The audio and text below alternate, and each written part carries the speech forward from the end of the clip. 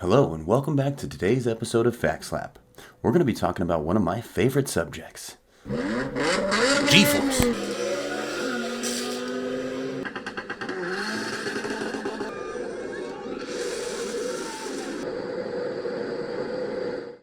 Now G-Force is the gravitational force equivalent, and you may experience this a lot without even noticing it. For example, there's acceleration, deceleration, lateral, and centrifugal force. If you have a car that goes 0 to 60 in 5 seconds, you'd be experiencing exactly 0.55 Gs. Now, experiencing this kind of G-force would be under acceleration, so you would feel the gravitational push in the opposite direction that you were accelerating. So if you were going this way, you would be pushed back this way at 0.55 Gs, which is about half your weight. Now, if you don't have a fast car and you want to hit those kind of Gs, don't worry, we have a solution for you. Under braking, you can hit up to 1 G. Now be ready because it's going to be rough as hell. On the other hand, if you're in a car that's going about 120 and it suddenly stops due to something in the way, you'd be experiencing somewhere around 275 Gs, and they say that 50 Gs can be fatal.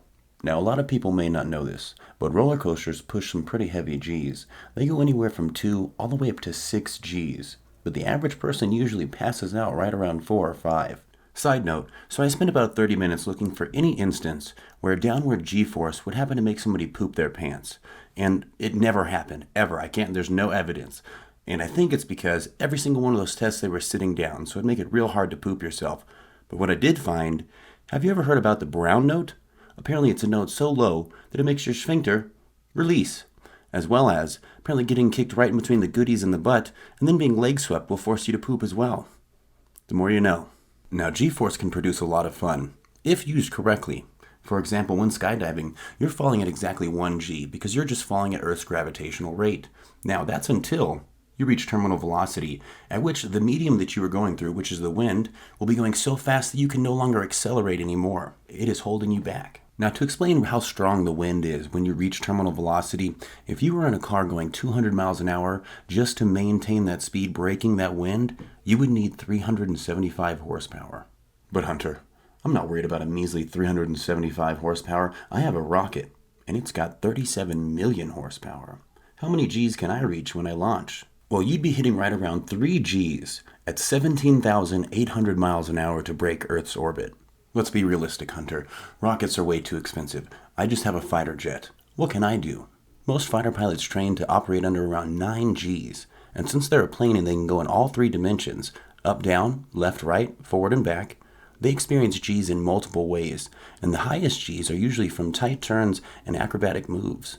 Side fact here, now did you know that over 147 people have survived falling out of a plane and hitting the ground since 1940? Now some quick data on that. One man had fallen 22,000 feet, that's a fall of over 4 miles. He ended up falling through a glass roof and survived. Now another man fell from 15,000 feet, again, through a roof and survived. Now, I don't know if I'd ever go skydiving, but I guess if my parachute fails, I'm aiming for a roof. Now, the best story of all, a man fell from 18,000 feet and was able to fall into some pine trees and soft snow. He walked away completely unharmed, except this was a British soldier who had gotten shot down in the middle of war, and the Germans captured him. And they were so impressed he survived, they were like, "Boss move, pimp, here's an award." Now, from racing to rockets, G-force is how legends are made. And if you've ever heard of the fastest man alive, you'll know Dr. John Paul Stapp. Now, he made history in New Mexico at Holloman Air Force Base on December 10th, 1954, when he mounted the Sonic Wind rocket sled. His ride only lasted a total of 6.4 seconds, but oh my God, was it brutal. They accelerated him up to 632 miles an hour in 5 seconds. He reached 20 Gs of acceleration on a rocket sled. But as every racer knows, you better have some goddamn good brakes, and oh boy did they. The last 1.4 seconds of the ride, they brought him to a complete stop, producing 46.2 Gs. Now, just so you can gauge a little bit about what John went through, the average .45 bullet travels at 565 miles an hour. That's right, a bullet. Now, I weigh 165 pounds, and if I was hitting 20 Gs of acceleration going forward, the force would be applied to my chest. It would be pushing me back, and I would weigh 3,300 pounds. Now, John Stapp, when he was braking, and he received that 46.2 Gs, the pressure would be applied to his back, and he would weigh somewhere around 7,623 pounds. Look, now post 50 Gs, your eyes would pop out of your head, and your organs would start to rupture from their own weight. Now, John did multiple G-Force runs, the 46.2 being the highest of all of them, but he wasn't able to walk away unharmed from all of them. He received 2 broken wrists, broken ribs, he lost fillings from his teeth, and would bleed into his eyes, causing temporary vision loss. He even said that he used to practice getting dressed in the dark just in case something ever went wrong.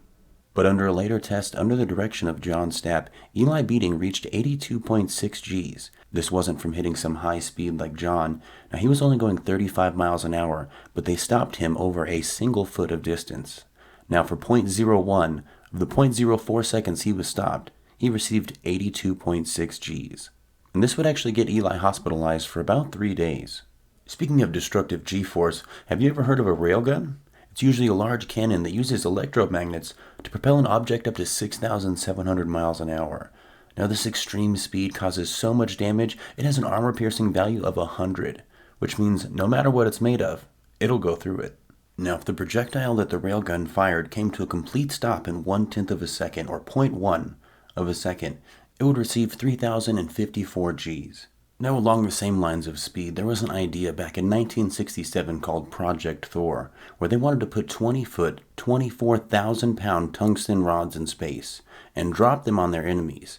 Now these rods would reach up to Mach 10, which is 7,680 miles an hour, and when it hit the ground, it would be equivalent to a nuclear bomb going off without the radioactive fallout.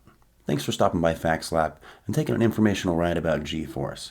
Don't forget to like and subscribe, and you can even join us on the actual FACTSLAP page where we have all these videos lined up just for you. Now remember, keep your fact hand strong.